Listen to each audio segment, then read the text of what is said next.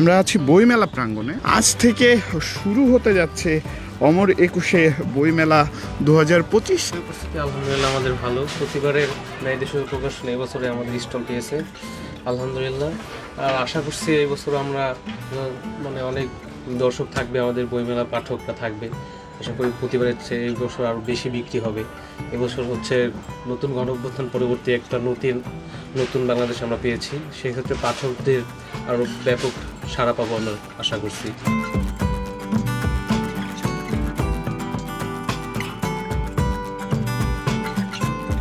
যে বইয়ের যদি ক্যাটাগরি বলেন, আমাদের বইয়ের ক্যাটাগরি শিশুতোষ থেকে বড় সবার বই আপনারা দেখতে পারবেন।